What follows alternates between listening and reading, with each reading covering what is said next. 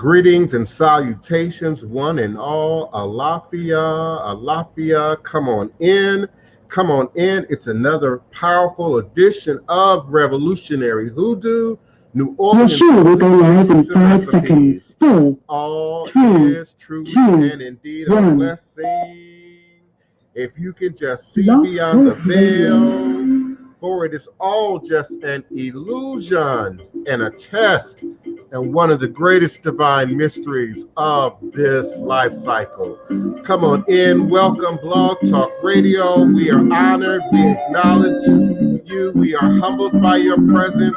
Please do remember you can always call us at area code 845-277-9143, 845-277-9143. Do press the number 1 on your telephone keypad.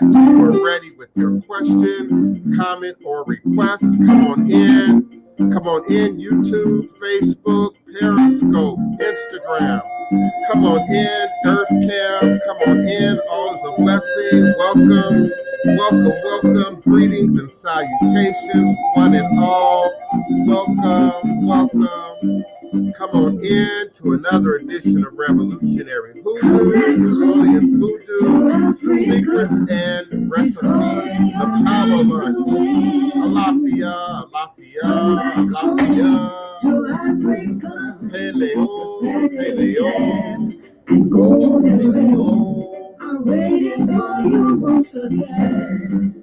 Yahuruwaku, come on in, Jambo, come on in, Aquaba, greetings and salutations, Bawuni,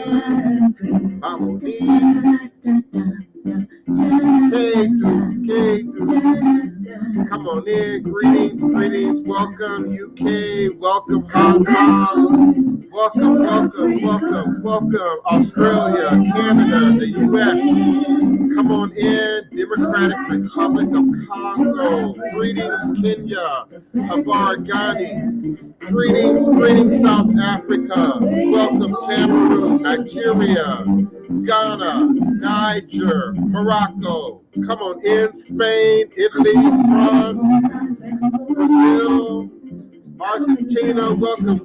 I'm always honored and grateful and somewhat shocked and amazed by those who join us here at high noon, US Central Standard Time for Revolutionary Hoodoo, New Orleans Voodoo Secrets and Recipes. From all over the world, from all over the Pan-African diaspora, from all over the Trans-African diaspora, greetings, Chef Bougie. Welcome, beloved, to you and your family. S. Marie, come on in. Welcome, beloved. Come on in, Shemafia Rothschild. Greetings, beloved, to the ancestors, blessings, and the infinite powers. Ashe. All is a blessing to you and yours. All power to you and yours. Black magic to you and yours. Indigenous magic to you and yours. Dark soul Jua. Love my New Orleans. Grand rising, beloved, to you and yours. Thank you so much for being a consistent participant with us at high noon US Central Standard Time. Please understand that it's not lost on me that you could be anywhere in the virtual universe at this moment, but you choose to be a part of this shared, created sacred space at high noon US Central Standard Time, and whatever the time might be where you are in the universe at this moment. Thank you to my archive. Thank you to those who enjoyed the show, who participate in the show in the archive. We certainly welcome you, greet you, acknowledge you. Of course, I'm always humbled by my cousins that show up, my family that shows up, my beloved mother, Evangelist Gary Vancel Savage, my cousin Oloye, Ifawole, my cousin Otun, my cousin Lakeithia. I welcome all my cousins and my family and my DNA family and my ancestral family, and welcome you to another edition of Revolutionary Hoodoo, New Orleans Voodoo, Secrets and Recipes. Eshu Elegwana Kosi Were Awo Onlo Uto Ni Iwo Ada Afan Bo Osi Obatala Mi Ita Ni Ebo Onilio Abane Shu. Eshu is the respected elder who flogs, confronts, and uncovers fools. That one versed in mysteries uses truth to own you. He causes scatter to feed poverty. Obatala shakes rascals to have sacrifice. The owner of warnings is the one who is Eshu, Aboru, Aboye, Adoshishe, Ashe. May our Ebo reach a rune. May our Ebo be accepted. May our Ebo allow what we desire to come to pass. And so we say, Ashe, Ashe, oh, Ashe. The house says Ashe. The Ile says Ashe. The house says Aibobo. Greetings and salutations, divine, all blessed peace and love, joy and prosperity to you and yours. Great elevation and revelations and manifestation on this day, this green and yellow day, for those who are indeed in the know. You are now listening live to the Divine Prince, Pan-African Spiritualist, Practitioner, Author, and Advisor, Elagoon Oloye, Hoodoo Obeya Bokur, sharing with you in all things spiritual, mystical, metaphysical, cosmic, evolutionary, revolutionary, healing, and holistic from a Pan-African Hoodoo world spiritualist perspective. Understanding that all is truly and indeed a blessing. If you can just see beyond the veils, for it is all just an illusion and a test, a challenge, and one of the greatest divine mysteries of this life cycle. This is indeed my constant prayer. It is my mantra and my affirmation, my reverberation, reiteration, and it is my ever-living reality. All is a blessing is crucial to the very foundation of my understanding, my teaching, my walk, my work, my demonstration along this divine, all blessed life path and journey. And it is how I, the Divine Prince, make sense out of all that we're challenged with here on Mother, Father, Earth. It is my place of beginning and ending, the place from where I realize and crystallize all my endeavors, understanding that ultimately I and I alone create and co-create my divine destiny, and I alone create and co-create my divine, all blessed reality. And so it is. Ashe. I welcome you, greet you, acknowledge you for this Friday, April 20. I'm sorry. I don't know why I said April. July 2nd, 2021. July 2nd, 2021. And I am emanating and vibrating with you and for you now live, virtually, verbally, cosmically, quantum, universally, from this working temple of the House of the Divine Prince, Thai Potions, Hoodoo Central LLC, in this beautiful, historic, most enchanted, haunted, and most powerful city in America, New Orleans, Louisiana, the land of my ancestors and those who came before me along this Hoodoo Obeya life path and journey, passing down the great Obeya stick, along with the knowledge of the life-giving herbs, roots, plants, rituals, spirits, minerals, traditions, history, culture, practices, and indeed, as our beloved elder Denise Augustine suggests and says and is, our great story, our sacred stories, our sacred stories. I'm humbled and honored and appreciative indeed by those who join us here at high noon and at whatever time it is right now, wherever you are in the middle of your day, and your consistency in joining us here in the creation of this shared sacred space. So I greet each and every one of you, both individually and collectively. Chef Bougie, beloved, welcome. S. Marie, Shamafia, Dark Soljua, of Of course, our beloved Nina Lloyd. Nina Lloyd, I'm with you, beloved, in your endeavors. Know that we're working it out, okay? We working it out. My cousin, Lakithia Mims. Welcome, beloved, to you and yours. Greetings. Tell Mama and them I said hello. Goat Rider, the Master Builder. Greetings, beloved. Welcome, welcome, welcome. I'm going to have to work out that pronunciation. Give me a second. Eriwoye. I think I said that right, brother? Come on in. Denise Preston, welcome. Greetings and salutations. Good morning to you. Good afternoon to others. Good evening to others. Good night to others. Greetings, Shamafia. Indeed, it feels like a spring day, huh? Yes, indeed. It's absolutely summer here in the city of New Orleans. We got the threat of hurricanes, which is par for course for summer weather for us. And of course, we have the heat, the lovely, beautiful heat and humidity that many of you love and come to enjoy about the Deep South and your visits to this region of the world. Greetings, Alexis Williams. Greetings and salutations to you and your family as well, beloved. Thank you for your consistent participation. Dark Soul Jua is pleased that we have a temporary restraint against the City Hall in Treme, but indeed the work is not over. The battle is not over.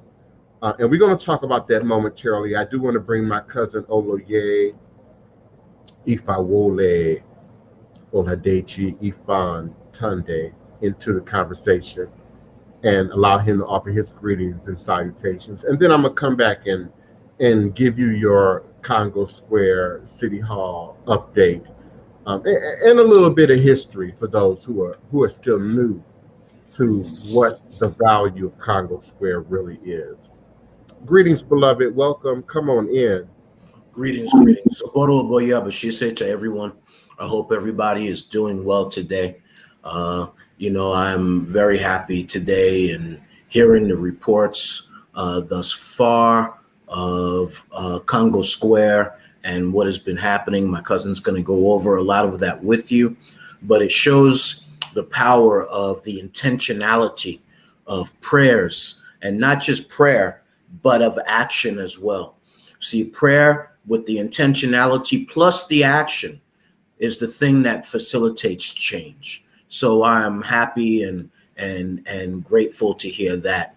Today is a day that we honor and celebrate Ifa. We honor and celebrate Yeye Oshun, Ori Yeye O. We also honor and celebrate Yeye Olokun, Yeye Aje, and we also celebrate Baba Eshu. So Ibashe Rumila, Eleri Epen Mojuba, Rumala Mapelio, Ifate Jumo Ki, Womi Ire, Biobaje Jumo Ni La Lo, Biobate Jumo Ni La Ri Ire. I give praise to Orumala, witness to destiny, I salute you. Orumala, I greet you. Orumala, I greet you. Orumala, I greet you. Ifa, fix your eyes upon me and look at me well. For when you fix your eyes upon a person, that he or she is rich. It's when you fix your eyes upon a person that he or she prospers. May it be so. I pray that all of you today will be a part of our conversation today as we speak about, again, other aspects of shadow work, dealing with the intentionality of our prayers, the intentionality of our thoughts, and thus placing the action in that intention as well that allows to manifest the change in action, the change in thought, the change in all areas around us. And so today is a good day to deal with shadow work on the intention of what it is that we desire to see changed. Yes, there's still much more to be done there in Treme and much more to be done over there to facilitate the rest of the change. But without the intentionality of thought, the intentionality of their prayers, the intentionality of their actions, then no change would have manifested. It would have just been allowed to go on. So today is a wonderful day to think about those things in our own inner workings in moving forward. So I'm going to give it back to my cousin so he can go over the things with the actions and the changes there in New Orleans, so that we can all now be a part of it and continue to be intentional in our prayers towards that situation, be intentional in our actions, be intentional in our thought, that further changes will come and further actions will work in our favor. Ashe. Ashe. And indeed, I intend to continue to share with you, present to you sort of the directive, the narrative, if you will, that we will continue to move forward with in our actions, in our intentionality, in our work, in ensuring that not only this doesn't become an issue again, doesn't come up for us again, but also to ensure that the demonstration, ultimately the result-oriented work and demonstration, is being presented to you and for you. My goal has always been to not just wear voodoo as a mask or a label or an accoutrement, a look, an activity in social media, or even in real life that just speaks to something powerful, but to demonstrate something powerful through its result-oriented action, intentionality, and work in my life and in the lives of those who indeed embrace voodoo and ancestral work to the degree that we have done so here in this space. And of course, that includes all of the diaspora of ATR, traditional African-based religious systems.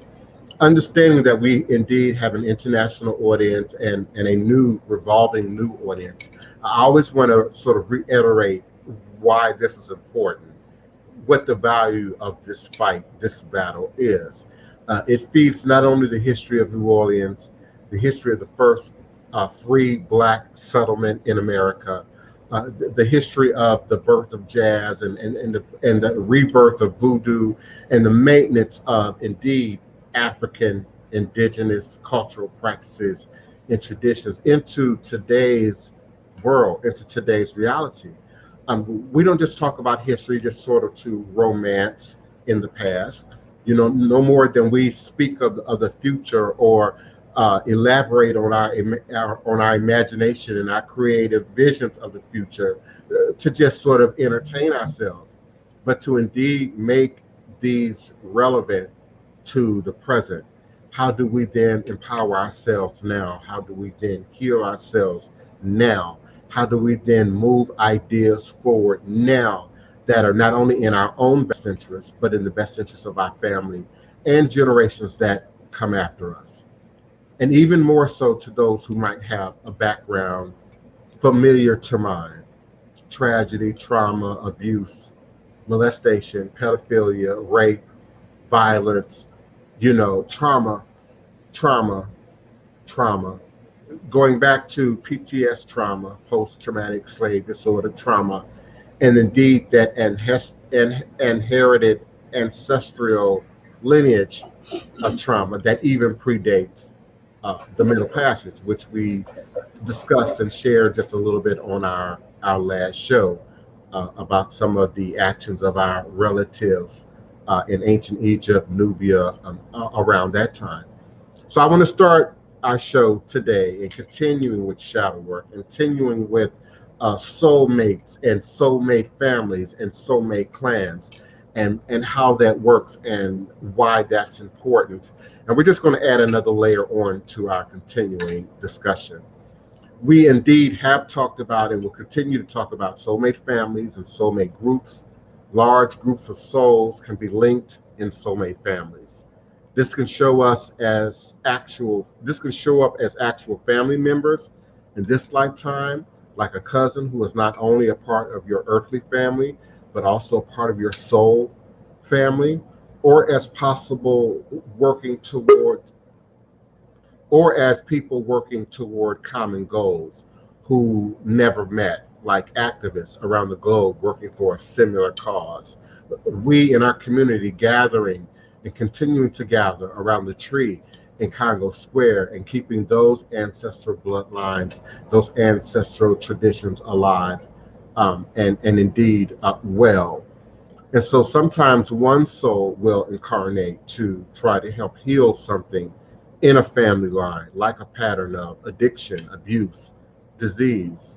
One soul may inhabit to bring together a family, a grouping of souls with particular gift, with a particular offering to the world, with a particular cause for the world. When we look at the basis of many religions, we see families and communities, and then clusters of families and clusters of communities coming together under shared ideas.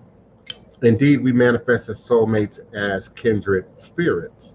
Kindred spirits aren't always soulmates, but they can certainly be soulmates. Kindred spirits are simply people who really understand you. They might feel a kindred spirit as someone who shares the same spiritual beliefs you have, or agrees with you about cultural issues to the point you could finish each other's sentence. A kindred spirit might also be someone who has had similar life experiences to yours, like you are both elementary school teachers, or you both have newborn children, or you both are married to working artists. It's incredibly peaceful to be with another soul who just gets you, who just understands you. There are indeed soul contracts. Intuitive and spiritual teacher Robert Ohotu describes soul contracts as agreements you made on a soul level to do certain things in this lifetime. You might have a soul contract to mentor a certain child or write a certain book. You may have a soul contract to help someone from a past life relationship now succeed in the present life relationship, to accomplish a goal, to renew a goal, to complete something, both in the spirit realm as well as in the physical realm. These contracts can be renegotiated. So if you are in a toxic situation, or leave or change the dynamic to a healthier one, it does not necessarily break the original soul contract. But as I discussed in previous shows, a soul can move from one host to another and still allow for the completion of a journey, the completion of a goal. There are also soul teachers, a healer or a mentor can come into your life via divine timing, because they are a soul-mate teacher, a soul-mate mentor, a soul-mate elder to you, like a grandparent or a parent or a guardian of your soul and your spirit. It could be the college professor who encourages you to go on after a certain major or career path, or the counselor or the naturopath who teaches you how to better manage your anxiety. Sometimes a soul mate teacher might show up to teach you by challenging you to do something different from what they recommend, teaching you the value of thinking for yourself. Soulmate teachers are very special, sacred relationships, and each of us have been in both roles as student and teacher in a soulmate teacher dynamic relationship, whether we have realized it at the time or not. And then, of course, there are soul crossings. Have you ever heard the cliche, ships that pass in the night? It is a phrase used to describe someone who comes into your life, but the timing and circumstances are not conducive to a long-term relationship. This phenomenon can happen when friends or lovers, colleagues, when for a short amount of time you are thrown together and share amazing experiences and awakenings and spiritual personal growth. And even if someone doesn't stay in your life long, like a freelancer who works at your company for 9 months, When you become close to until they move to the other side of the country, or you have a lover you meet on a retreat, and 4 months later they tragically pass away. It's still a soul connection. It just has a timing mechanism to it, a shelf life to it. In the case of friend, you two might always treasure your time together and the lessons you learn, but your lives too busy to keep up the friendship in a significant way. But the soul tie, the soul connection, it endures. I have friends that I've known since birth. I have friends I've known since elementary school. There are periods when we don't talk.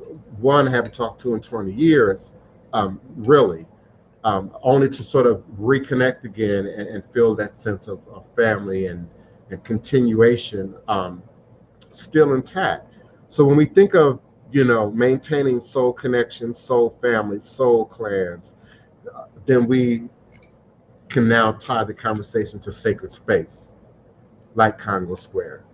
And many of us right now in this virtual room danced in Congo Square, drum in Congo Square, sold pralines and watermelon and beans and greens in Congo Square, tailored, seamstressed, created original garments for others in Congo Square, laid on healing hands, offered healing words in Congo Square, only to now exist in this space and in the bodies that we exist today.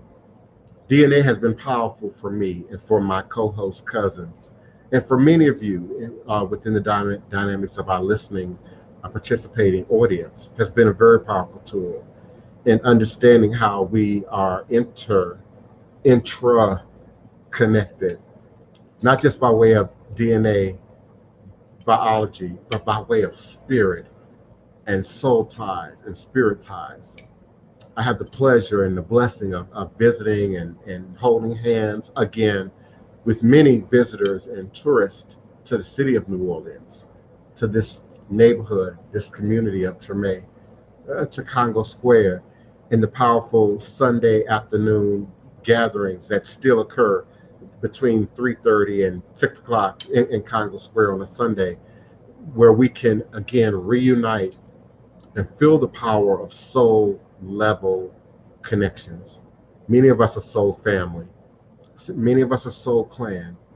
Many of us have contracted to come here and push the envelope in terms of the status quo, in terms of how we view spirituality, religion, politics, family, the individual, in a very new way in 2021, 2022, 2025, the coming generations, both young people and elders coming together to fight, coming together to build, coming together to say, you know what, we can't do this anymore.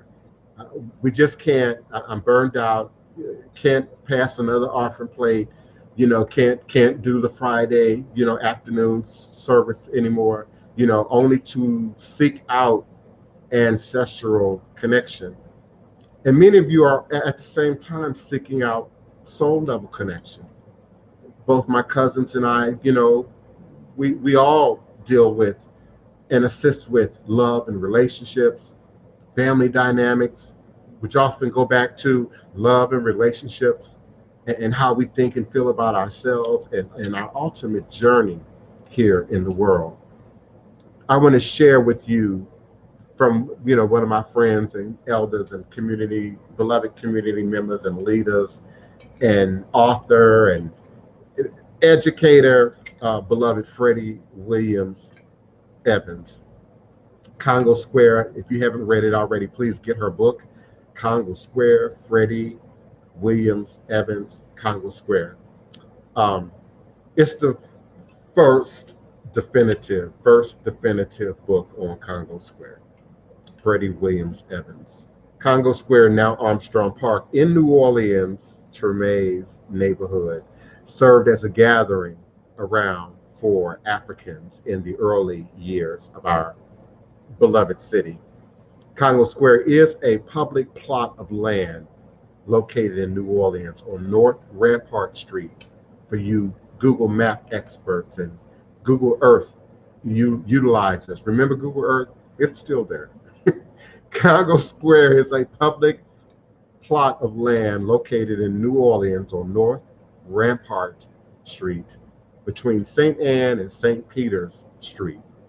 In the 19th century, it served as a gathering place for Africans, most of them enslaved, where traditional music, dance, cuisine, culture of the mother continent could be openly enjoyed, where that was not allowed, endured, or happening anywhere else in the country, save for the Sea Islands, among the Gullah Geechee peoples who lived in a relative isolation from the rest of the community. Unique in the antebellum South, Congo Square's cultural milieu has led many scholars to believe it was the very ground that ultimately gave birth to jazz, New Orleans jazz. At present, it is situated on the southwest corner of the Louis Armstrong Park, located in the True neighborhood, the oldest free African-American neighborhood in New Orleans. And we say at present it is situated because indeed this space that we identify as Congo Square was much larger, if you did not know. It indeed included the land that the municipal auditorium was originally placed upon. So our culture, this piece of land, the sacredness of this land being under attack, being come for, politically and financially, this is not new. This is not a new attack. It was a great fight to get the municipal auditorium dedicated in the name of Morris Jeff Sr. And we don't even use his name often enough when we speak of the municipal auditorium. We don't even reverberate that history enough when we speak of the municipal auditorium. So yes, the footprint has been reduced. Once upon a time, my beloved distant cousin, Merlene Kimball, the Kimballs, their house, Merlene's mother's house, actually sat, I don't know, maybe 200 yards from my front door right now, across the street, across North Villery into the park. That's where her mother's house once sat. So the community has been chipped away historically over some time, and we're really now just in a fight to save the remaining footprint, what's left of this great expanse of land. Today's Congo Square encompasses 2.35 acres, approximately one half the measurement that existed during the 19th century when its most celebrated events took place. And indeed, we are actively using and have been for about 20 years, maybe 25 years or more, rebirthing the traditions of Sunday in Congo Square among our people and among our community. And we give great acknowledgement to Queen Mother Jamila Muhammad and Baba Luther Gray for maintaining that culture, that tradition, that practice, and the organizations, Congo Square Foundation, Congo Square Preservation Society, that hold up those traditions. This public space holds a long and diverse history under French, Spanish, and American rule that includes recreational, religious, military, cultural, and political events involving diverse groups of people. However, it was the gatherings of the enslaved Africans on Sunday afternoons. The good Catholics in Louisiana could not force us to work on Sundays. Therefore, we were not fed on Sundays. And we were then allowed to gather in this sacred space and create many cultures and many traditions from this sacred space. It was the gathering of the enslaved Africans that made Congo Square what it is, and what we accept and know of it today on Sunday afternoons, and the influence of their traditional practices on popular culture that made Congo Square known around the world. This location hosted public performances of African and African-based music, song, and dance over a long period of time, and at later dates than any other public location in America. The influence of those African cultural practices, rhythmic cells, songs, music, dances, religious belief systems, marketing, and cuisine on the culture of New Orleans is significant. The rhythms and variations played in Congo Square are found at the core of early New Orleans jazz compositions and became an integral part of indigenous New Orleans music. They are still heard in second line and parade beats, the music and songs of Mardi Gras Indians, and the music of brass bands that play for jazz funerals and Black social aid and pleasure club parades. While the Africans who gathered at Congo Square influenced the indigenous culture of New Orleans, the city's culture and laws under the various administrations in turn shaped Congo Square's legacy.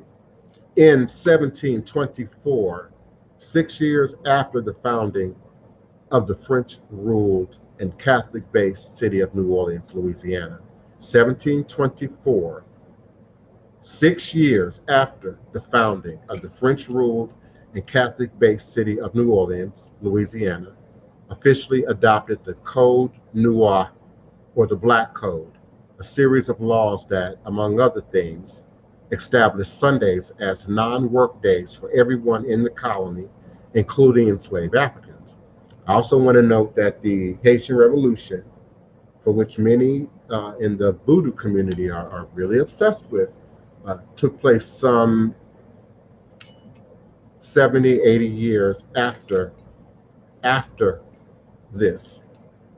So the idea that Voodoo wasn't already here, the idea that we weren't already operating in rhythms and patterns and beats and in knowledge and in awareness, rooted in West African Voodoo.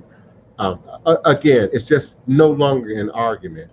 There's just too much documentation to validate the presence, the reality of Voodoo in New Orleans, Louisiana, and indeed in the South, in the Deep South, long before the Haitian Revolution.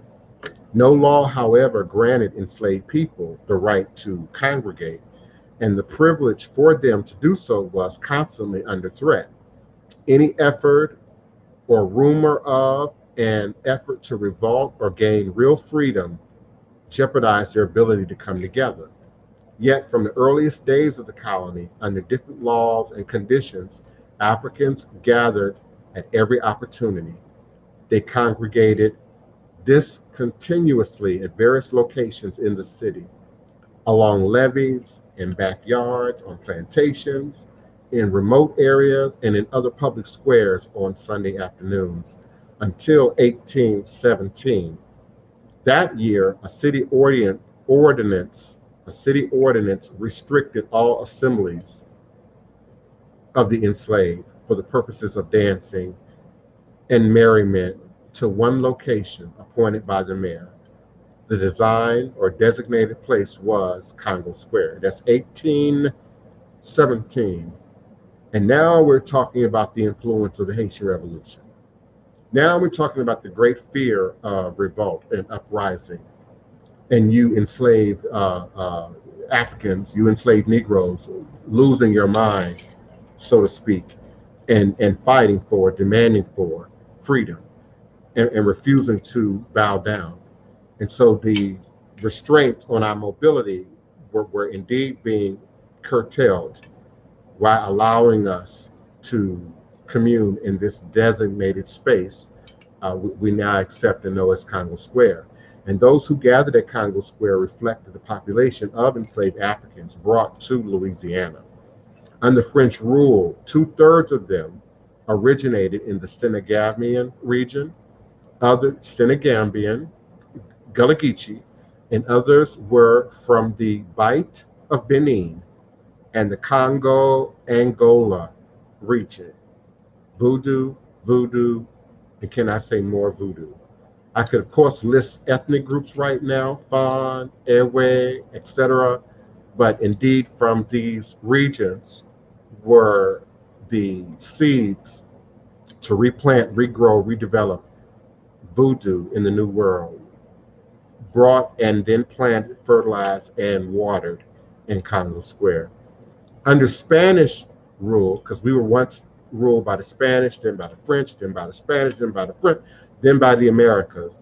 Under Spanish rule, Africans were brought from the previous locations, with the largest number originating from the Congo-Angola region, as well as from the Bight of Biafra, Sierra Leone, the Windward Coast, the Gold Coast, and Mozambique. Under American rule, the majority of enslaved Africans brought to Louisiana, and the largest number that populated New Orleans were of Congo, Angola heritage. Co-host, bear with me. I'll be with you momentarily. Chat, give me a second. I'm coming. On Sunday afternoons, gatherers arrived at Congo Square from different parts of the city and from different social and labor categories. There were field hands, domestic workers, those whose owners hired out their labor, and free people of color. Some had been brought to Louisiana by way of the West Indies, particularly Haiti and Cuba.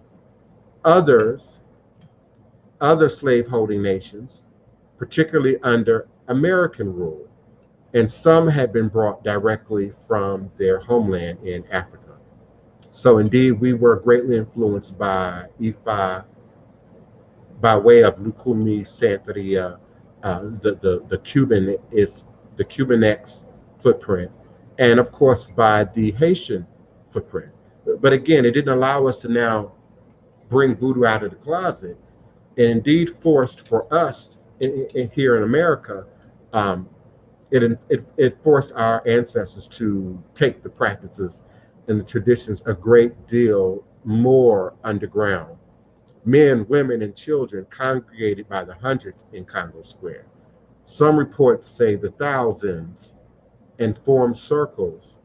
Inside each circle were dancers and musicians. Those who encircled them clapped, sang, shook gourd rattles, responded to the calls of song leaders, added undulations, and replaced fatigued dancers. The gatherers carried their spirituality with them and honored traditional religious beliefs that informed the New World religion known as Voodoo, which many of them practiced. Some of the principal leaders ornamented their garments with the tails of small wild animals and used animal skins as containment of herbs and objects that provided healing and good fortune. An early observer noted that those with the most ornamentation, who appeared to be the most menacing, attracted the large circle of company. And that still, unfortunately, it remains a factor till today. It goes hand in hand with our humanist sense of or need for a degree of fear and mystery and illusion and entertainment around fear and ghost stories and being scared, and the power of, something greater than our everyday reality, greater than life. And in some cases, seem to be, spookier and greater than the power of God. Musicians played drums of different styles and sizes made from empty barrels and carved out logs. They played a variety of percussion, as well as melodic instruments, including the kalimba, the banza, the panpipes, gourd rattles, balafons, animal jawbones, wooden horns. These and other instruments, along with designated songs, accompanied popular dances, including the kalinda, bambula, the Congo chica, juba, carabine. Over time, as English-speaking enslaved Africans arrived from other slaveholding areas, the gatherers increasingly added European-based instruments, songs, and dances. Those instruments included the Jew's harp, the triangle, the violin or the fiddle, and the tambourine. They danced the Old Virginia Never Tire, Old Virginia Never Tire, and sang, "Hey, Jim along," and "Get along home, yo yellow gals." Some of you understand that once upon a time, yellow girls were said to carry a curse in Louisiana. That getting a yellow woman, a light-skinned woman, could be of a curse. But we'll talk about that more. And at a side note, yet alongside these additions, gatherers continue to perpetuate and impose many of their traditional practices. The result, blending of styles and techniques, led to the evolution of new styles, indigenous styles, African American styles. An integral part of the gatherings was the economic exchange, which had enslaved buyers and sellers at its center. The opportunity for enslaved people to earn money on Sundays, their day of rest, enabled them to patronize the market women and men and other vendors who sold goods that they had made, gathered, cultivated, and hunted. Popular items included pecan pies, pralines, roasted peanuts, molasses candy, kalass or rice cakes.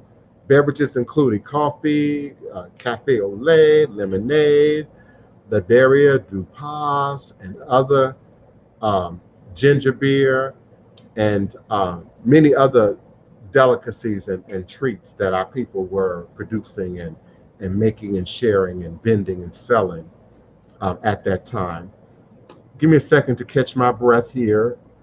Greetings, Blog Talk Radio 845-277-9143. Do press that number 1 on your telephone keypad when you're ready with your question, comment, or request. Greetings, Otun, beloved. Welcome to the conversation. We're just continuing in, but I'm starting with a little history and then an update about City Hall and what's going on here in the city. But greetings, beloved. Thank you for joining us. Greetings, Labora Boye Boshishe, Divine, Baba Oloye, and family watching and listening. It's a blessing to be here with you again. Excuse my tardiness. I want to honor my Luo Prince Baba at the Latona and Olari, Ifatoyen, Eyalode, Egbenike Oyebola Latona. I've been listening in a little bit, so I've been enjoying everything so far. I just want to greet everyone and let's continue with the conversation because I'm behind.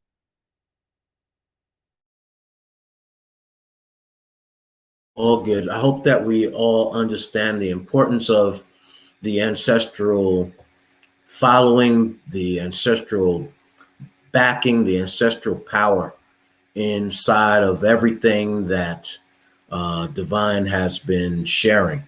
The ancestral backing and power and energy is essential to our moving forward and honoring and celebrating not just the people, but the locations by which they gathered, the things that happened in those gathering locations that allowed us today to receive the ashe, to receive the energy of those who have come before, and to accept the work that is still needed to be continued in order to pass our traditions forward. Whether that tradition comes from Ifa, whether it comes from traditional Voodoo, whether it comes from Louisiana Voodoo, it doesn't really matter. At the end of the day, more important than anything else is that we are undertaking the principles behind the definitions and meanings of what we do, and we honor those who have come before and give them their due, and then continue in the process of keeping our traditions, our culture, our story. I don't like to say history, but our story alive, such that the generations to come now, thereafter us, will now hopefully take in all that has been shared before so that they now can continue the process of doing great things and keeping these legacies alive of these ancestors who've come before. So I hope today that everybody understands the importance of a Congo Square, the importance of the history, of the story that Divine is giving, so that, because that story is also found in other places, not maybe to the same extent, but to other places. When we look in New York, we have places. When we think about New York, we think about the World Trade Centers, but many don't know that that whole area at one point was Little Africa. And so they built upon the burial grounds, and they built upon the ancestors, and they built upon all of the history and the story of the people in that time. Where I come from in Staten Island, New York, where I come from, the original free slave settlement in Staten Island called Sandy Ground.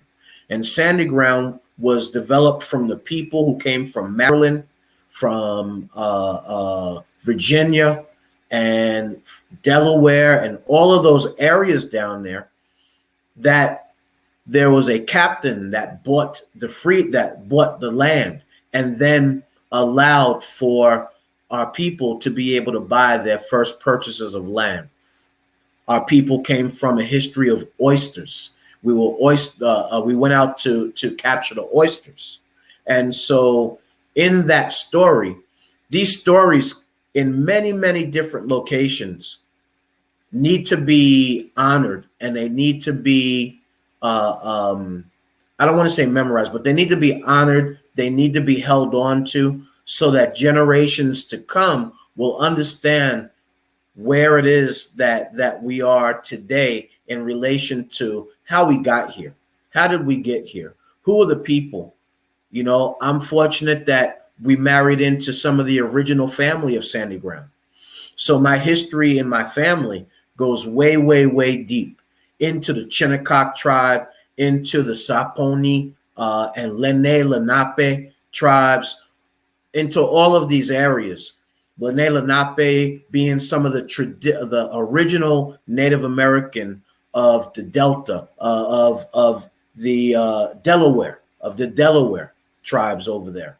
So now going back into all those histories, I find that one of the family names in Saponi was one of the like earlier leaders in that family. So in that community. So we have to look at this wherever you are that's listening to this. You should be going back to the communities and finding the elders and finding the story, and then trying to hold on to the story, and then take that in so that the next generations can benefit and to learn and to keep our legacy and our story alive. That's the only way that we'll survive, that our story will survive, and that our history, you know, our people will continue to survive. And I often hear, cousin, you know, from people from all over the world, oh, I wish we had this, you know, where I live. And we need our audience to understand that now, more than ever, we have opportunities to not just revel in our past, but to create and recreate these sacred spaces where we are right now. If there is no drum circle where you are, create one. Be the originators of one. If there is no spiritual sacred space, you know, find a park, find a natural area, find an open space that you and other like-minded individuals can now gather and create a tradition, create a practice, create a ritual where you are that, again, ties you back to your ancestors, you know, but creates a new, you know, entryway for them to come and be present. And of course, due to your history, find out, you know, the history of Indigenous and Black people, where you live, in what state or country, you know, you live in. You know, find out what the footprint is there, and how that is represented in your communities. Numerous names, official as well as unofficial, identified the location of Congo Square over the years. Place Publique, Place de Negros, Place Congo, Circus Park, Circus Square, Circus Place, Congo Park, Congo Plains, Place d'Armes, and Beauregard Square. Names that travelers used when returning and writing about the location around, the world was Congo Square. Include Congo Ground, Congo Green, the Green Expanse, and the Commons. However, the name Congo Square emerged as the most popular one and appeared on maps of New Orleans during the 1880s, although no city ordinance had made it official. Beauregard Square became the official name in 1893 when a city ordinance bestowed the name in honor of Confederate General P.G.T. Beauregard. The popular name Congo Square remained prominent and wide usage during the 1970s, beginning with the 1970s, and with the development of Louis Armstrong Park as a complex within which Congo Square is located. In 2011, the New Orleans City Council unanimously passed an ordinance that officially named the location Congo Square. Other events that occurred at this site during the antebellum years include ball games, horse shows, bullfights, yes, bullfights, cockfights, foot races, circuses, carriage shows, fireworks displays, military drills, public executions, hangings, public executions, lynchings, and the sale of enslaved people. In 1864, more than 20,000 people gathered in Congo Square to celebrate the Emancipation Proclamation. In 1865, New Orleanians gathered there to commemorate President Lincoln after his assassination. In the 21st century, Congo Square continues to serve as a meeting place for New Orleanians, particularly those of African and indigenous heritage, Sunday drum circles, family gatherings, weddings, political demonstrations, photo shoots, which I have done many, the filming of movies, Light Cloak and Dagger, which I am well featured in, music festivals, prayer visuals, healing circles, gospel performances, extend Congo Square's legacy as a venue of culture, recreation, spirituality, and politics. The first jazz festival was held there in 1940. The first New Orleans Jazz and Heritage Festival took place there in 1970. And the first Congo Square New World Rhythms Festival was held there in 2007. The first Essence Festival grand opening was handled there in, 2018.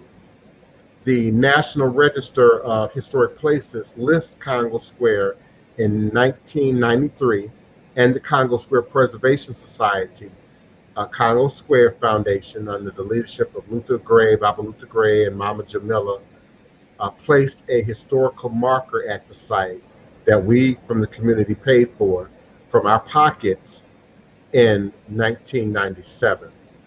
So let's bring it up to today. I know that was a mouthful.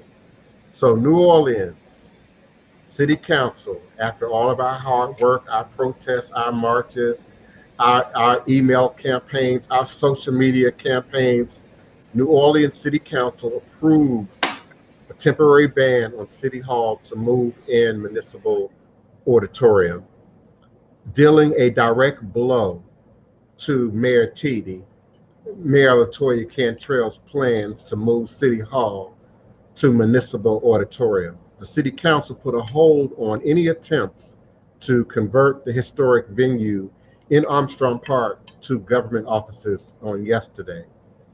In the strongest legislative rebuke in which all of us gathered in the City Hall, legislative chambers, the City Council chambers, in the strongest legislative rebuke Cantrell's administration has faced to this date, the council voted unanimously to block the development of any government offices in Armstrong Park for at least a year, They also made clear they aim to permanently block the controversial plan, approving a resolution that announces their push for a public process and council approval of any future attempt to move City Hall.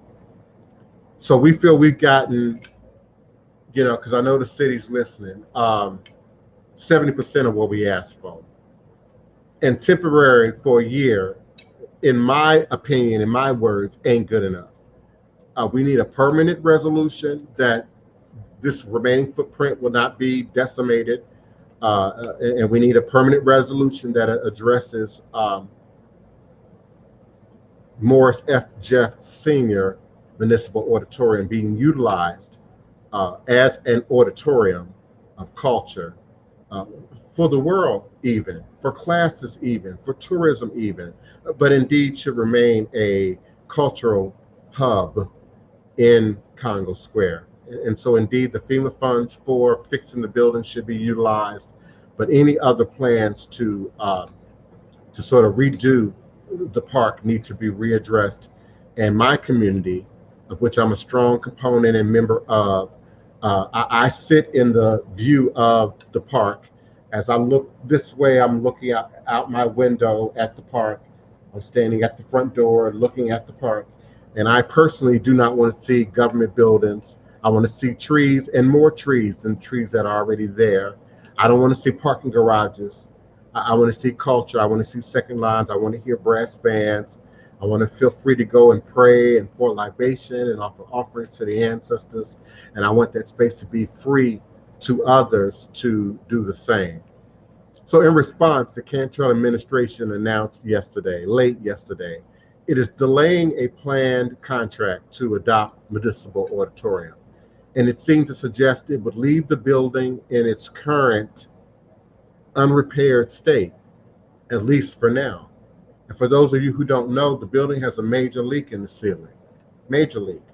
So as every storm comes through, as every rain passes through, further damage is being done to the building that will have to be addressed at some point. Think of the mold and the mildew. Things have to be addressed. The council's actions on Thursday are not in themselves the final nail in the coffin for the proposal, which has generated intense opposition from both the municipal auditorium's neighbors, which I am one of in Treme, and from residents from across the city. Nor are they the first time an effort in abandoning the ailing and problem-ridden City Hall has floundered in the face of City Council. But they represent a somewhat novel use of zoning rules, rather than the traditional power of the purse, to block an unpopular plan that has grown into a liability for Cantrell and an opportunity for council members as the fall elections do approach. City Council, the fall elections do approach. We will remember. Cantrell, Mayor Cantrell, beloved Auntie Titi, the fall elections do approach. We will remember. The fight over City Hall is not done.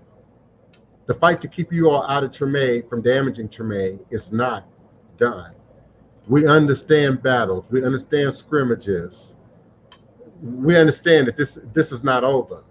The fight over City Hall plan has gained great intensity in recent weeks as deadlines to award the initial round of contractors to oversee and design what has until now been a conceptual project has drawn closer.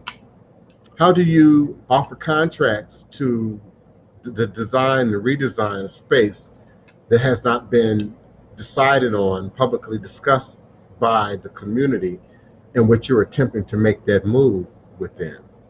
Opponents argue that the proposal, which would see a reduced on-site City Hall workforce packed into municipal auditorium space, amounts to an infringement on the sacred space of Congo Square and a betrayal of the cultural history of the venue.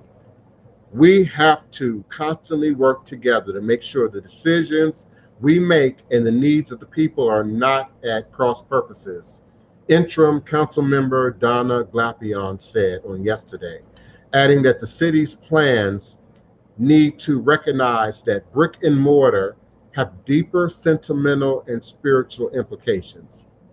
Council members on yesterday expressed support for keeping Municipal Auditorium as a cultural site and seeking alternative locations to house city government, with a particular focus on using a new municipal complex to boost the fortunes of New Orleans East.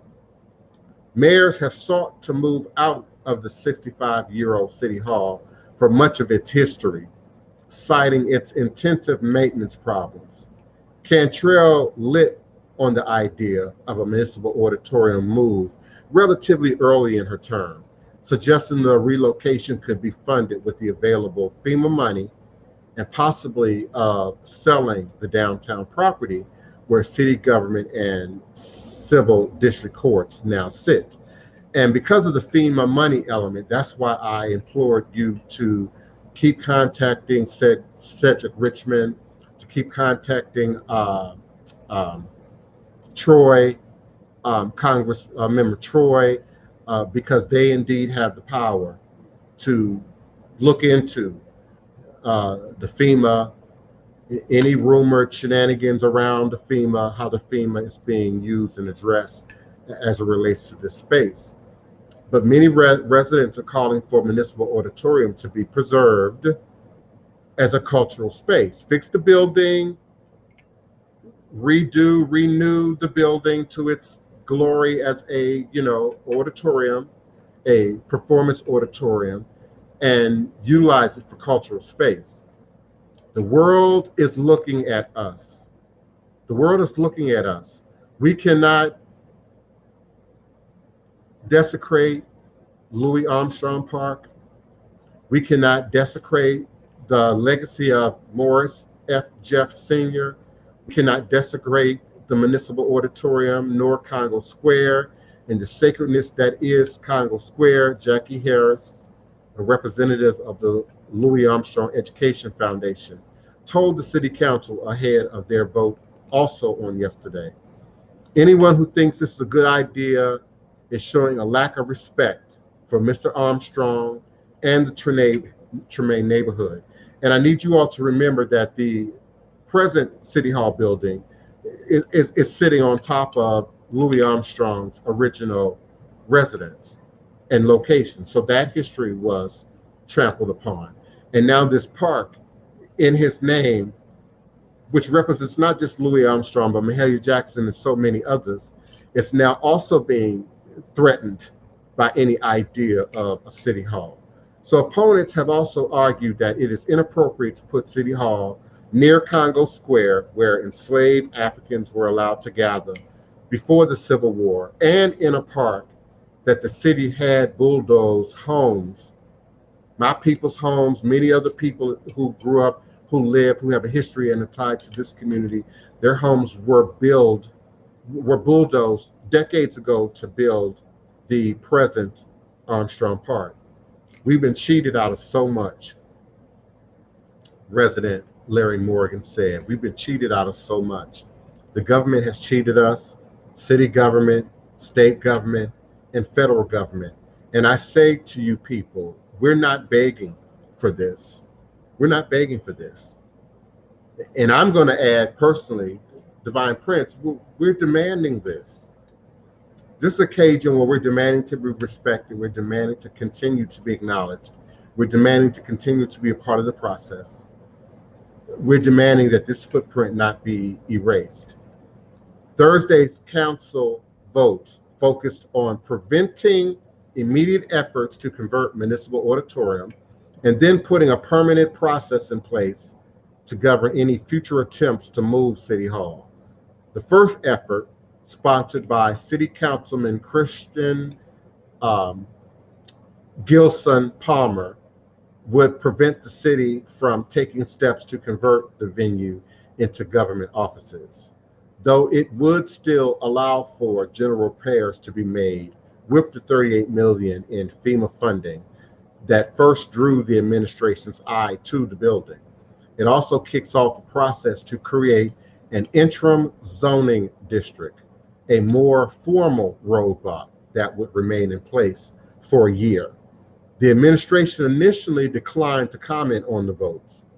In a statement issued around 8 p.m. US Central Standard Time on yesterday, Mayor Cantrell Press Secretary Latoya Norton said the mayor's office would push back the awarding of 2 contracts, one to manage the renovation and the other for an architect to cram city offices into the former venue by 90 days in light of the city's actions. And of course, we're going to be on your ass like white or rice for every day of the next 90 days. The statement also claimed that the votes could put the availability of FEMA funds in question, though an email sent to Palmer, Councilwoman Palmer, by the Governor's Office of Homeland Security and Emergency Preparedness, which oversees some FEMA funding, indicated that nothing about the measure would imperil that money, as long as it was used to fix parts of the building, not to expand any new vision of the park or Treme. Without a clear path on the future use of municipal auditorium, the building will remain unsecured, and the use and availability of FEMA funds associated with the building are in question, Norton said. The second, proposed by Glapion, Member Glapion and Council Member Helena Moreno, would require a conditional use permit, which requires neighborhood meetings, of which I will be a part of every single one, City Planning Commission hearings, of which I will be part of every single one, and a city council vote, of which I will be present to every single one, to locate the seat of government on any property in the city. That measure was not drafted in time for the city council to start the process of putting that requirement in place on yesterday, but council members approved a non-binding resolution supporting it. Mike Sherman, who served as executive counsel for former mayor Mitch Landrieu and is now a land use attorney, said conflicts between an administration and council members typically don't come down to zoning matters. Fights over finances, since the council controls the city budget, are more typical.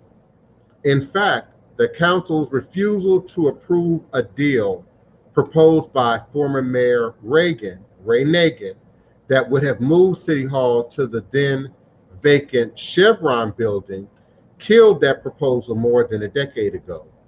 But nothing in the city's ordinances or charter exempts the administration from zoning rules that govern private development, Sherman says. Of all the different checks and balances, it's pretty untraditional to use zoning. But in this case, it appears quite effective, he said.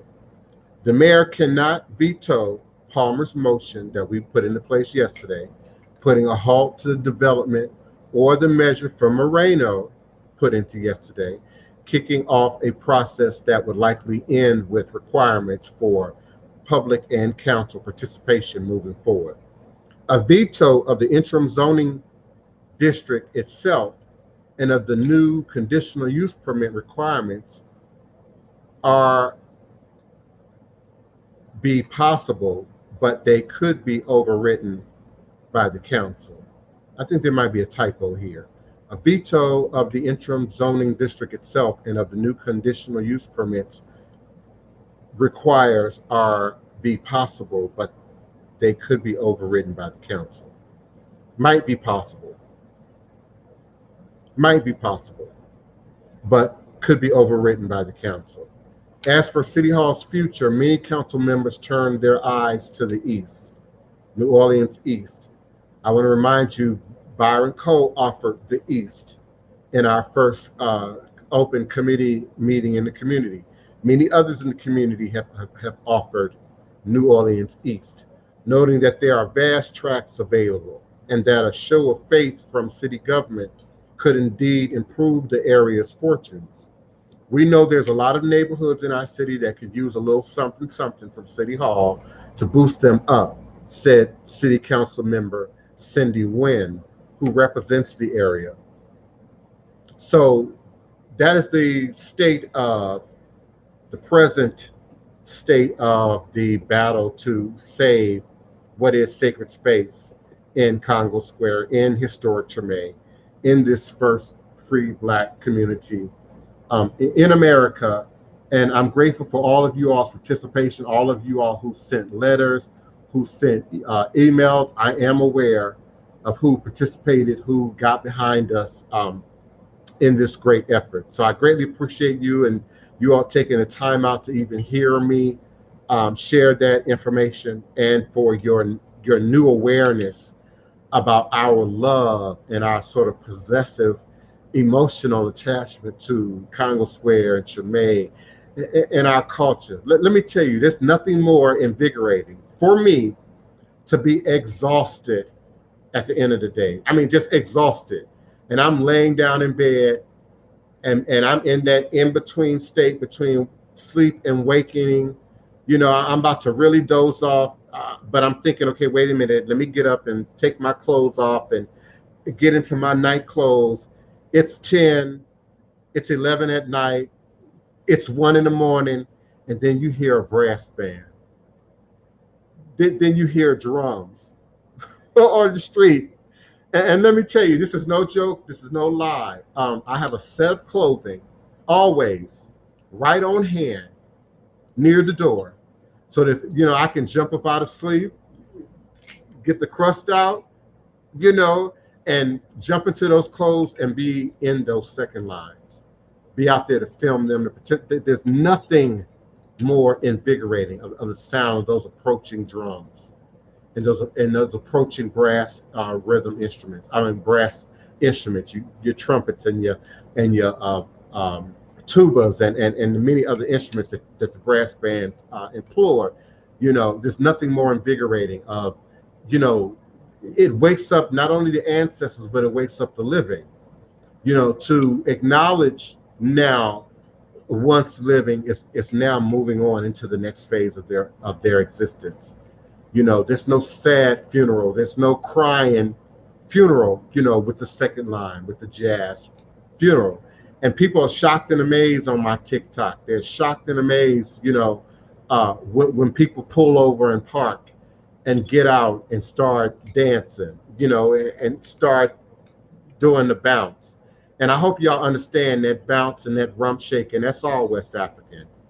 That's all West African, you know. The sisters, you know, moving their hips and then the brothers gyrating, it's all West African, y'all. Get over it. You know, it's not excessively sexualized. It's not excessively anything negative, but us hearing a rhythm and feeling a rhythm all the way to the core, to the subconscious level, and your body just has to respond to it. Your spirit just has to respond to it. You know, so yeah, people park, they pull over, you can't go nowhere anyway, because the rule here is, because somebody asked me about the legalities of the second line. The rule here in the city is you got to move out the way when you see something sacred coming through. And the police support it. Often the police are leading it or are right behind it. And they make sure that indeed there is no foolishness, that you don't inadvertently run over somebody in the second line. Oh, that's a no-no. For you to run over somebody who's walking in the street as a part of a procession, a sacred procession in New Orleans, whether it be a second line, whether it be the Mardi Gras Indians, the baby dolls in the street, whether it be the skull and bones, you know, Oloye equal to the Egungun running through the street. You don't get in the way. You don't look at your watch and say, oh, I'm in a hurry to my appointment and think you're going to drive through.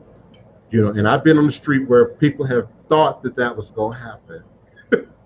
And I was the first line of defense, you know, with this huge 7-foot stick in my hands, you know, fully suited in my Egungun ancestral indigenous Indian suit, you know, oh, they have to stop. And the brothers gather around oh, you have to stop, and when you cross the line and you might be in trouble. So people show respect, for this tradition, for this culture. People show respect for Congo Square. You don't find a whole lot of trash and litter in Congo Square. And when you do, there's too many of us that are willing to go out there and pick it up. Covenant House, many of you are familiar with a Covenant House, a shelter, a safe haven for runaway, children, abused children, young people on the street, right across the street from Congo Square. They literally can see Congo Square from their room windows. And often when they're out during the day, because they have to be out and about during the day, it's part of the rules. You're either working in school or doing something. So if they're not doing nothing, they in the park. They on the benches in Congo Square. And so we have an opportunity to hold their hands and to fill their hearts and to breathe life into many segments of our community because of Congo Square. People indeed come to Congo Square sick and find healing. People indeed come to Congo Square impoverished and find fortunes and blessings. People indeed do come to Congo Square lost and broken, and find renewal and life, and in some cases love and new families. Indeed, we must respect and understand. We speak of the present, we're reminded and mindful of the past, but know that our future, my future vision is many houses, many circles, many squared circles, many sacred spaces that you, under the sound of my voice, are right now in the process of churning in your mind and writing down on a piece of paper, and are going to start creating. Maybe this week, maybe this weekend, start a drum circle where you are. Start a sister circle where you are. Start a brother circle where you are. And invite your community, your friends, your peers to bring their experience and their knowledge and their awareness. I assure you that we exist where you are if you live in the United States. I can't speak a whole lot to other regions of the world, but sure, if you're in the United States, Ifa is there. Voodoo is there. These traditions are there. There's just many of us who are still practicing in isolation and in silence, which is not practicing. I said, you can't really be in these traditions and be in isolation. It's very hard to have one of your neighbor's elders pass your house in a white chariot with white horses in a coffin and a party-like procession and just ignore that. You can't. You can't. And it does something to your heart. So when you see the child broken on the street, you can't ignore them. This neighborhood cared for their children. This neighborhood cared for their abuse historically. And it's still happening today, even under the threat of gentrification. Those of us who know each other, who are aware of each other, are still holding out to each other's hands, still asking how your mom and them, how your kids, how your relative that's incarcerated, how's your relative that's sick or disabled, what can I do for you? Have you been out to the second line? It's a joyful experience. So when I use words like force, I don't want you to receive anything negative, but it forces you out of your comfort zone to live in this kind of environment. You just can't sit back and be quiet and woe is me and unto yourself. My neighbors will not allow it. Will not allow it. And if they don't see you, they're gonna knock on your door. They're gonna pick up the phone. And if they do see you, they're gonna ask questions over time. They're gonna want to know how your children doing, how your family doing. What did you see the second line? Did you participate in, at the last event? They're gonna want to know, Oloye, how things coming, how the young men coming along, in your community. It's very important that we, to me, when I think about what you're saying, in many of our communities across the United States, it is definitely how our ancestors and elders held their communities together. While, the second line might be something in particularly unique to your area, for many of the areas, though, when you look at the differences between society and communities then and what's happening today, We've lost the closeness and the feeling of family towards each other. Everybody was your aunt if they were older. That's right. Everybody was your cousin, even if they weren't in particular blood. Everybody was a member of your family, such that if one person was sick or if there was a need, then the rest of the community would do their part as best they could to help that person that's in need. We've lost that. We don't even know our next door neighbors. And for some, the next door neighbors don't even want us there. So, it's a little bit different. But now, when I listen to the things that you talk about,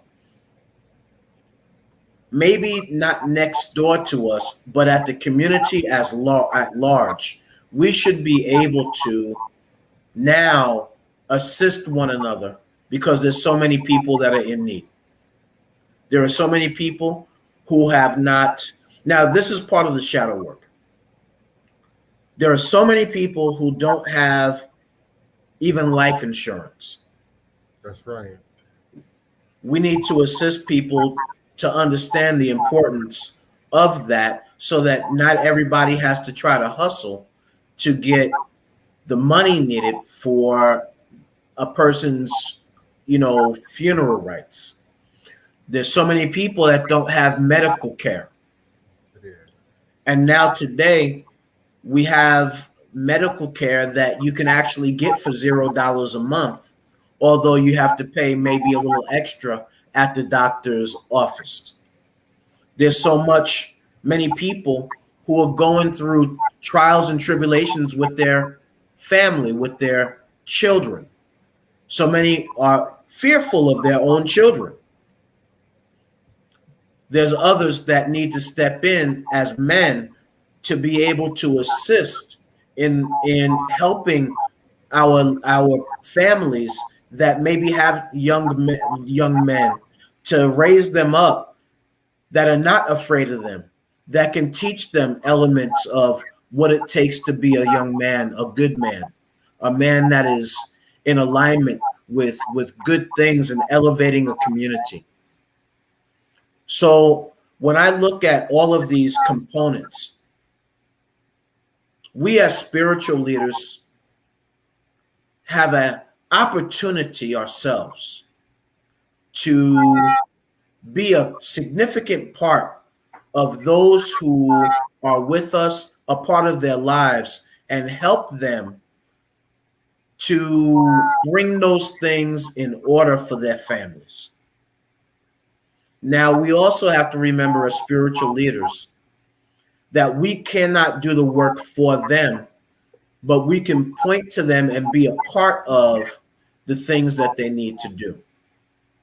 So I hope that we as spiritual leaders will look deeper into the lives of those who are with us and under our covering and assist them when we can and how we can to now fix those things and help those things to be better and stronger in their families, in their lives.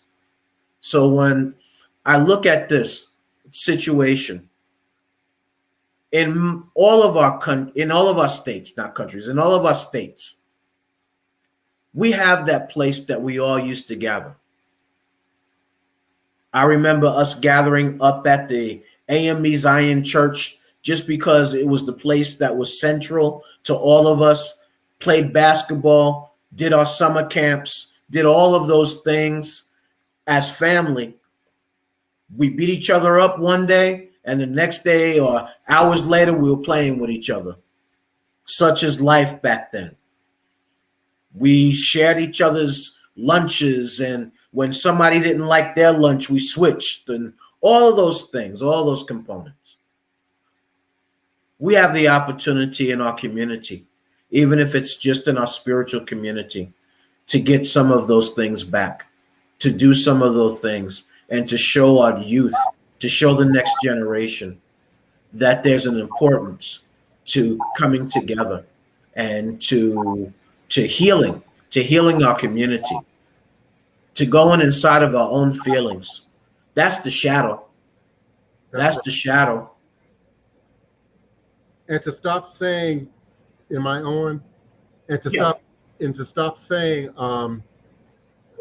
it used to be, what we used to have, how we used to act.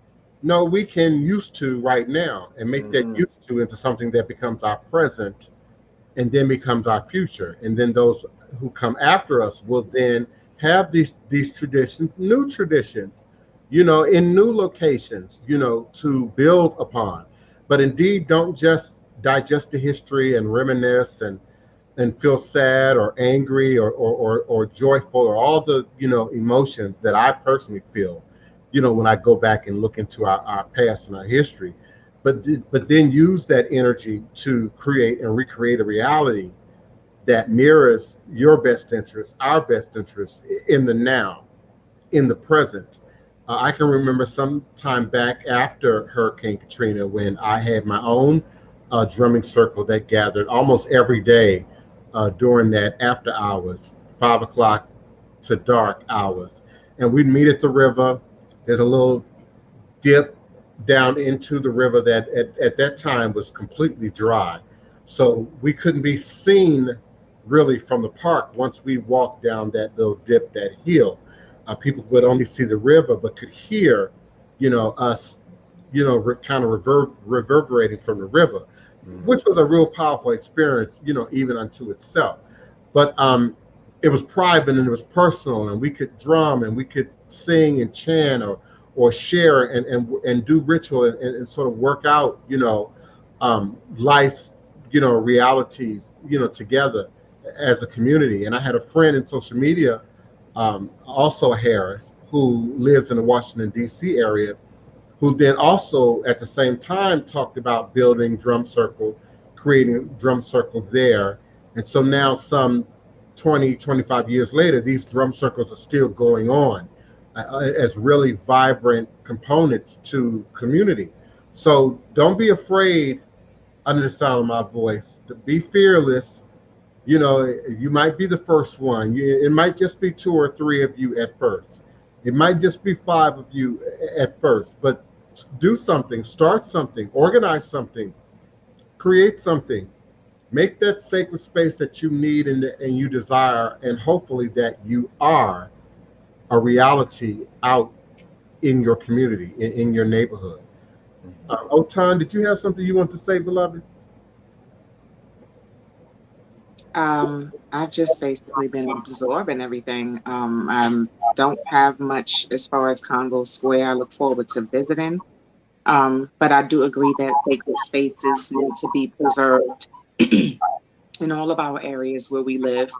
I myself, coming from the Bronx, there are a lot of people that don't know the histories or some of the things like Baba Oloye was saying, and even within Central Park itself. Central Park was also an African village, and there are plenty of people buried there, and that land was taken from them. And a lot of people have no idea that that was actually an African community there.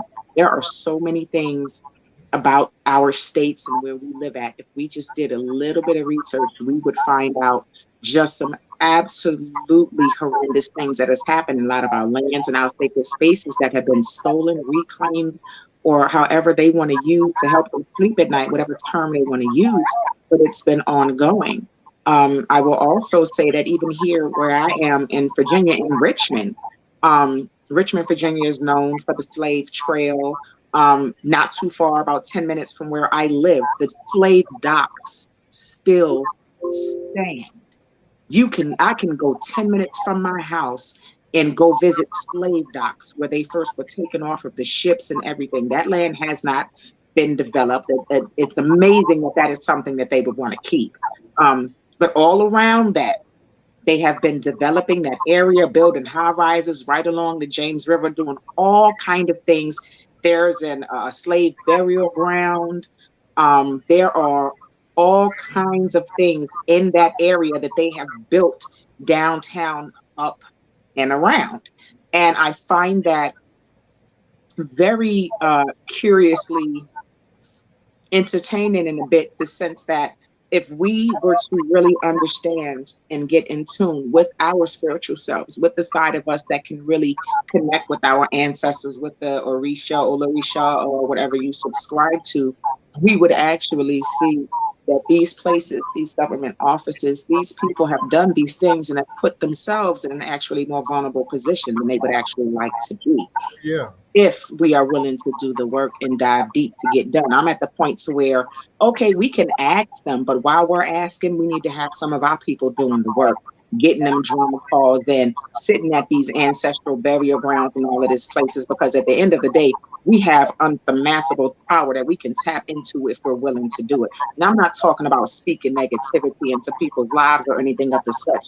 I'm talking about the things that our local governments, our mayors, city halls, governors, all of these people are doing, and we're getting mad and we're marching and we're taking to the streets. We need to get mad and take it to our ancestors. We need to get mad and take it to the Orisha, because at the end of the day, a lot of the time, the stuff we fighting ain't even our fight. So I challenge you. Don't just get mad. Yes, speak up, do stuff, definitely do the petitions and do everything according to the way the law is written, because that's what they want us to do. They want us to follow the law, but they don't have to. So we need to start doing what we need to do, because when they're coming at us, the attack that we're receiving, the attack isn't from one side. The attack is from all sides. They're putting crap in our food. They're taking our lands. They're killing our men, women, and children. We are getting attacked from all sides. So we need to stop taking one hit after the other and having one target. We need to look at what we have, designate different groups to handle different things, and our offense and counterattack needs to be on the same angle and at the same level that we are getting attacked. It's time to get up. Don't just sit around and stomp around marching. That's what I call marching sometimes, stomping around. Get up, do something. Talk to your ancestors. Do some work. Do some ebo, pour some libations, put some food out there, pour some coffee in the ground. Y'all know what to do. We got to start tapping into what we have that we're not using, because they know who we are, and they are using all of the things that they know about us and who we are to keep us contained and in a certain little box. So we got to stop following the plan. And we got to just start doing our own. And they know, as you suggested, that these places are still sacred, still vortexes of energy, and so that energy is still vibrating through these places. They, spirit don't care. You didn't put a modern building there. You've now gentrified and put up your little shops and whatnot there. And I believe there is, Otun sort of implied it, there's a conscious decision to not just move in on these lands out of greed, but to access these lands because they too know that the power still exists in these places. And when we look at our government buildings, our government facilities, all the math and science and geometry and magic and witchcraft that's weaved into architecture and location and representation and symbolism in this society, we must stand up, and we must stand up not just in an old way, march, petition, vote, participate, but to also get involved in a new way. Use your social media, use your voice. I feel like I have my own media outlet right here in my face. My computer, my mic, my internet. I can email whom I will. I can go into any social network site that I will. I can contact any newspaper or documentarian, crew that I will. And I feel ownership of it and my ability to use it to move my ideals forward, which are prayerfully the ideas of my community, to be an authentic representative of your community, your family, your way of seeing and being, and then doing something, getting up and setting an example so that your children see you fight, see you stand up, see you march, see you write letters, see you make viral videos, to politicians and leaders and organizers to make the changes that you desire and you seek. Some of you are so despondent and so broken and have just so given up and just so don't trust anything, anywhere, anyhow. And you've got to start first with yourself. Get to a place where you trust yourself. Get to a place where you understand your own power. Get to a place where you realize that you can create and recreate a reality that mirrors your best interest. And then get to doing that work. You know, in the beginning, just doing that work is just a distraction from all the feelings associated with, you know, the depressive states. You know, just doing for others, getting outside ourselves, stop thinking about my issue and start thinking about bigger issues outside of myself. And it's within that environment that I gained personal power, beloveds. It's within that environment that I saw my life change, and things that were once problematic that I thought were forever going to be problematic just dissolved or fell away or changed or transformed or morphed into something else. I can't tell you the power of spiritual distraction, because that's what I call it. I give you an assignment to distract you from the reason you called me in the first place. We're not negating the reason you called me. We're not negating your original request. I got that written down on your Word document. I know exactly why you called me. But sometimes in the doing of the work, while me and Oloye do our work, while Otun does her work, you know, in the ceremony, among other practitioners within our community, you too have to be willing to do your work. And so I call it a spiritual distraction. So rather than you worry about the relationship, worry about the job, worry about the health, I give you something else, usually as complex as possible, you know, to focus your energy on, so you aren't just sitting, just worrying, just sitting and just thinking about the problem. Because that magic thinking is magic. If you don't know that, that magic creates your reality.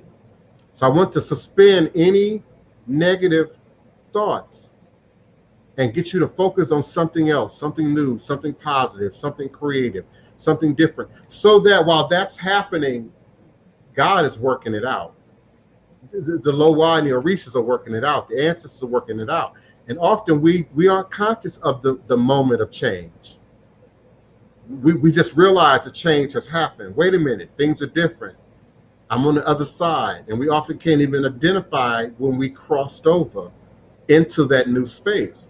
So I believe in the power of spiritual distraction. Distract yourself with as much spirit as possible. Yeah, we also have to look at other particular perspectives of how we can honor ancestors. Have many ever thought to go to look at the name of the town? If people look at some of the towns upstate New York, there was a movie on HBO that was Lackawanna Blues, and it talked about the town of Lackawanna and a small town and how everything was there. Have we ever thought to call on the ancestors of the Lackawanna people, the Lackawanna tribe, to come to help, or not just the Lackawanna, but the name of the tribes of maybe the area that you're at? Sometimes we are deep into the African culture, but many of us also have Native American blood running through our veins as well. And we have to start calling upon those ancestors deeply as well, because this was their original land. So what we want to do is we want to bring the power of both of those aspects of our ancestry together. Look at the names of the towns that you're at. Sometimes it's the name of a street. Sometimes the street is named after a particular community of people. And go to that area and go to that and do libations and do not a crazy offering, but something in those areas, in those spaces, and call on the ancestors of those people, of those towns, of those areas, because some were taken by force. Some were taken in a way that their ancestors are not asleep. They're not resting.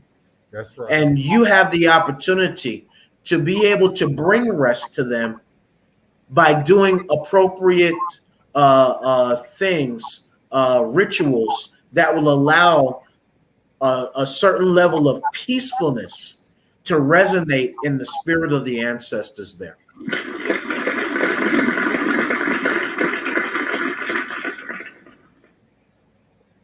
That was a hand clap. Yes, sir. I just remembered in the moment that I got all of these sound effects that I never ever use, and I keep saying I'm going to start, using them, but that was worthy of the audience applause. Ashe.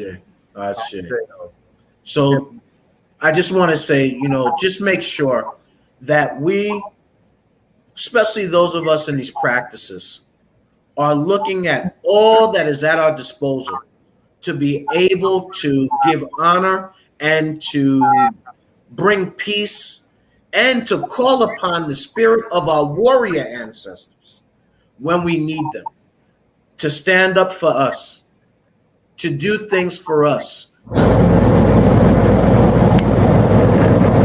to intercede and intervene in our endeavors, to back us up when we're backed into a corner, but backed against a wall, to start a fire when a fire needs to be lit, to bring water, to rain down on us, when we need to be cooled, and cleansed and blessed. So yeah, I absolutely agree with you 100%.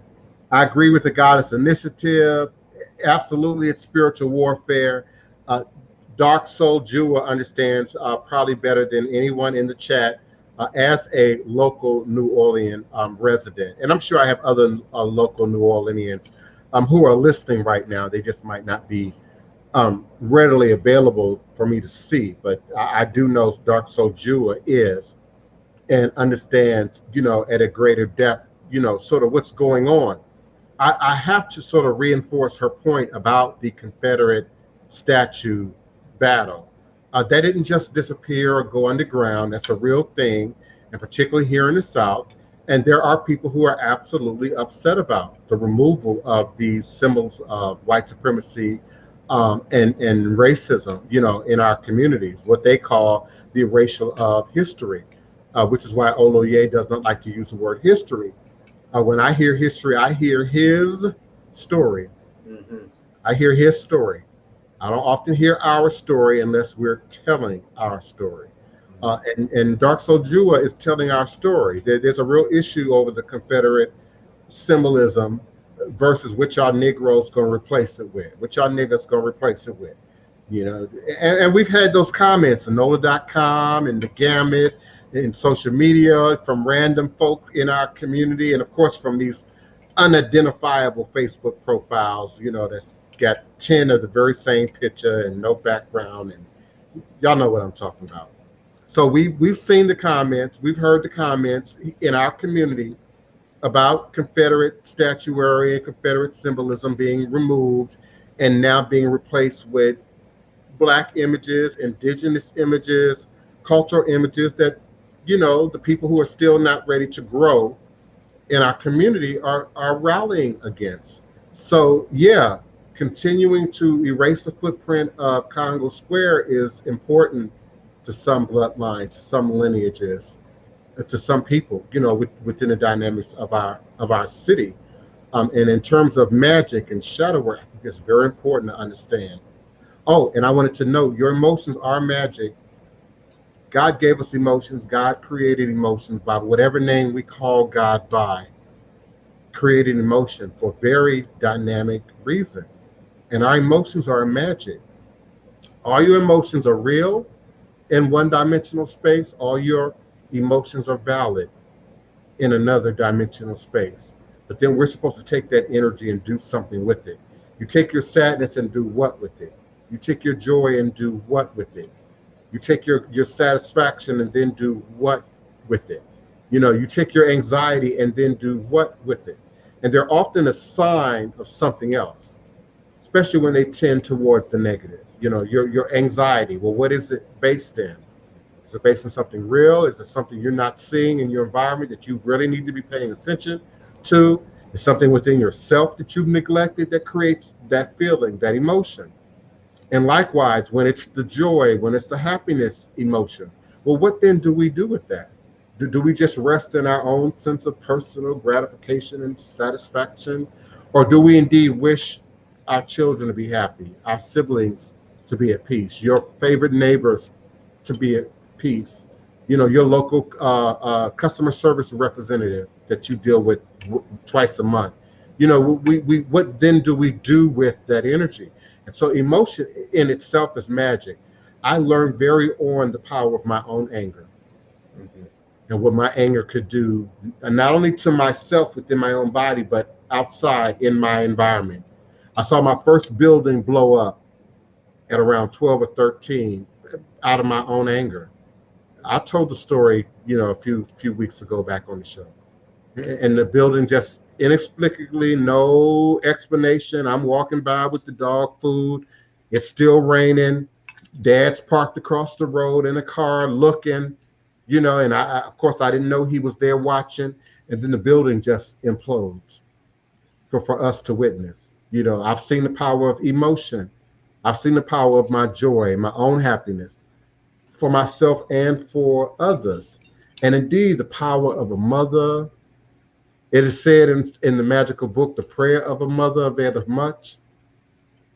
I also believe in the power of woman. I don't mess with Iyami. I don't cross Iyami.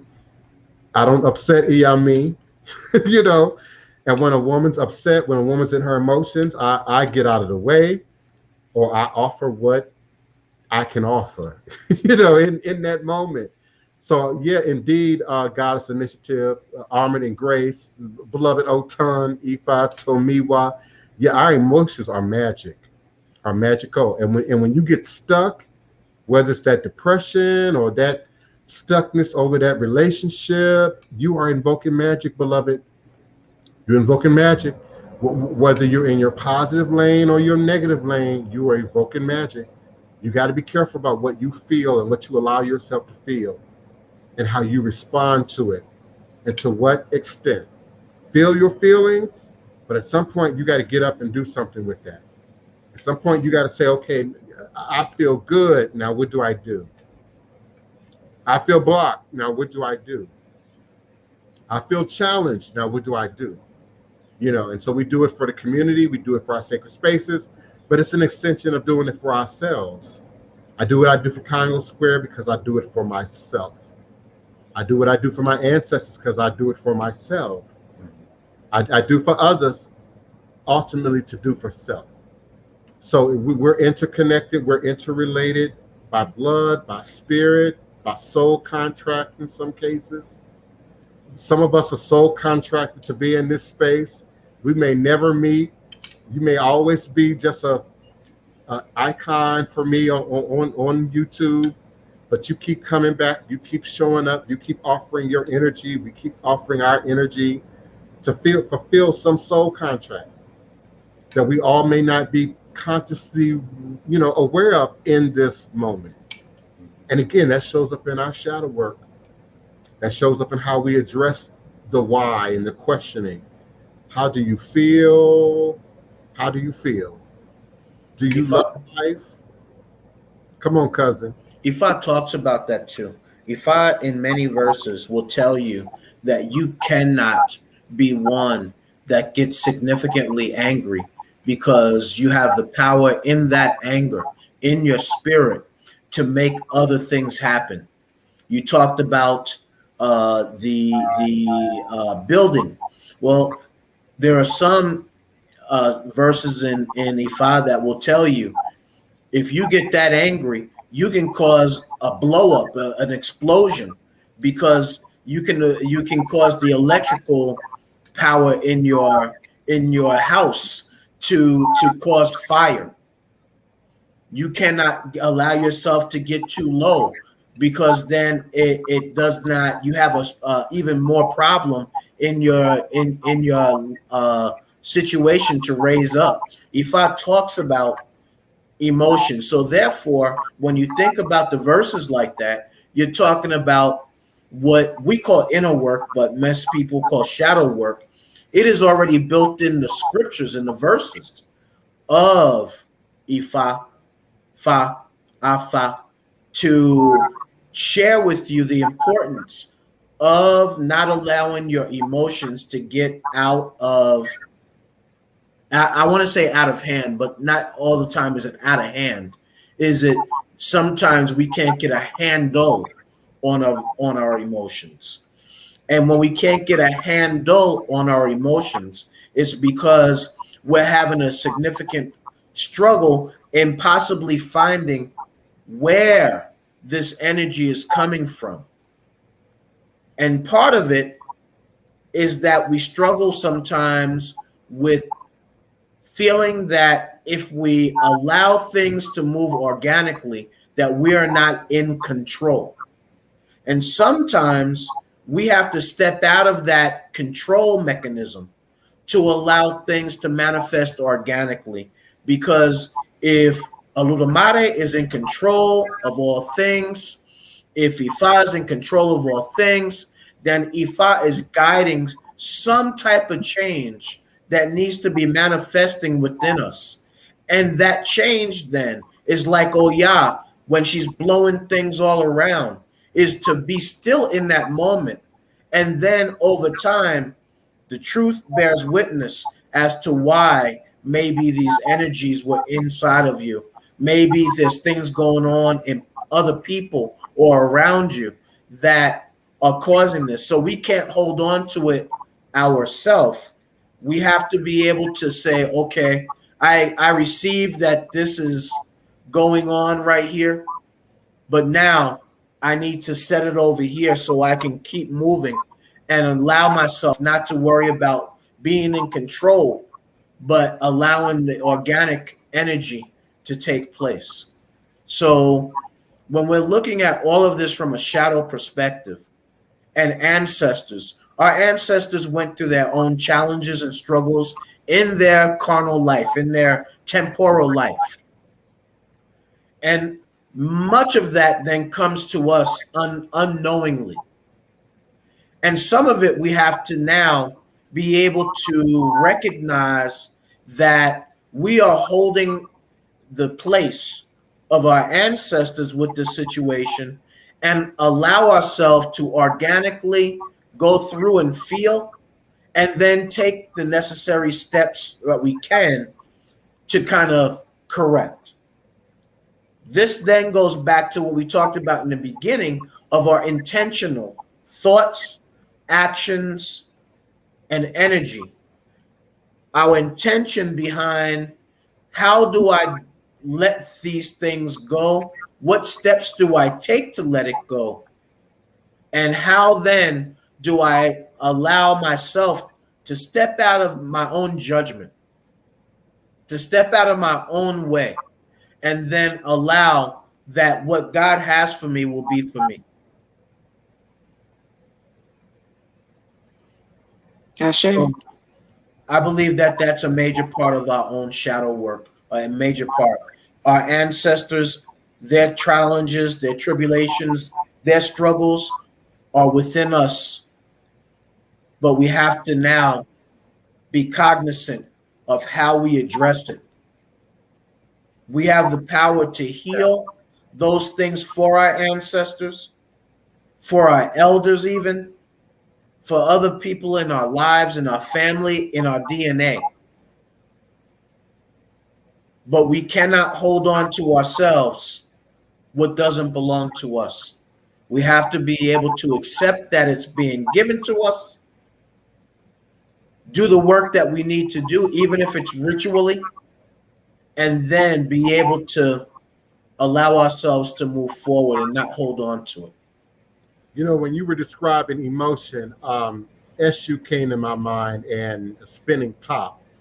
And I thought about how that point of the spinning top stays grounded. When it's in balance, it stays grounded. But that top part of the top represents the emotions. Mm-hmm. And it's bouncing around and it's moving from one side to the other, one perspective to the other, of course, turning all the while, mm-hmm. you know, revolutions, rotations, what I call weather of emotion that comes through our lives. 90 seconds. Grief, happiness, sadness, joy, you know, all those things. But the point of the spinning top still manages to stay on the ground mm-hmm. and stay grounded, no matter what kind of movement, you know, is happening until mm-hmm. something truly upsets the balance. Right. You know, and so that imagery was flooding my mind as you were describing emotion and how we operate in emotion and sort of move back and forth from one emotion 60 seconds. to another. Ultimately, still manifesting who you are, who indeed you are at the core, at the root.